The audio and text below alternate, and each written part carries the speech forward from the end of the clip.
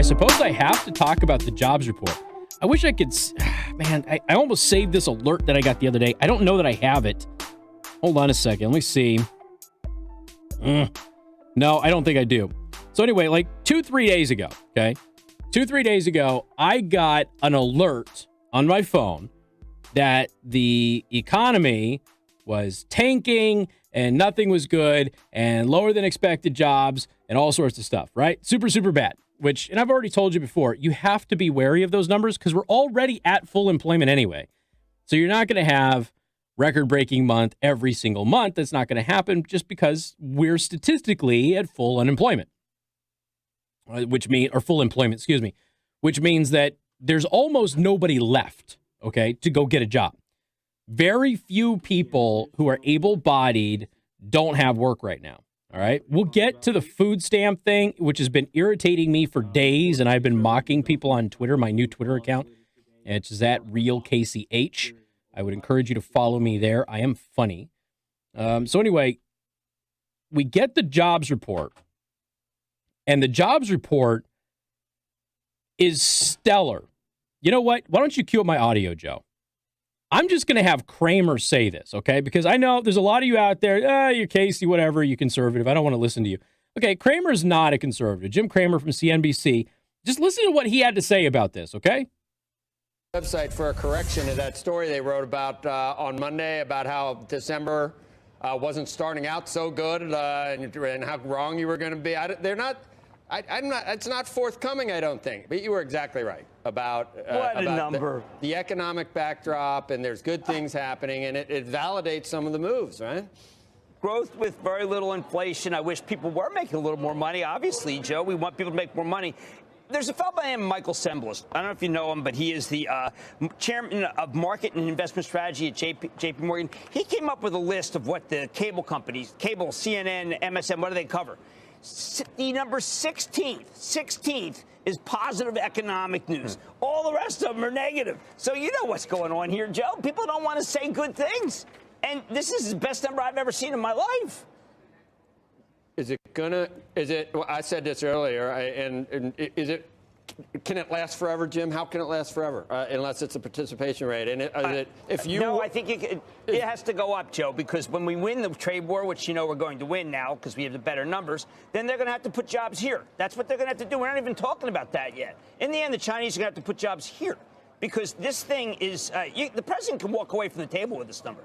You are so anti-normal, knee-jerk thinking of the MSM. So we could actually have more jobs coming back if we win the trade war. No, you won't see that written or said anywhere. Well, sometimes the truth sets people free. Yeah, that's a beautiful... Look, Joe, you and I both know. These are 50 years, okay? Now, I'm 64. There's beating. I didn't know about things were in 13 when I was 13 and 14, other than the war. But these are. I'm not going to say it. You can't contradict that these are the best numbers of our lives. Yeah. You can't. I mean, we had guns and butter when we were doing these things 50 years ago, and that followed with inflation and recession.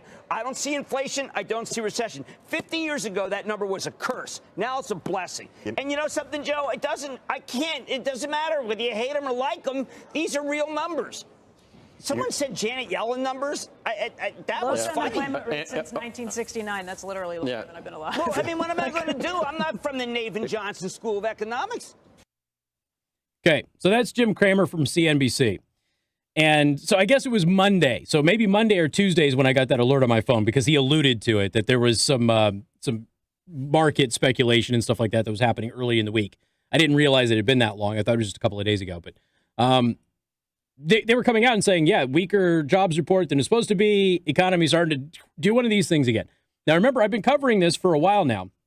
And for the record, one of the news services that I get alerts on my phone for, this is, I believe, the only time that they have sent me a news alert on this device right here in my hand for positive economic news.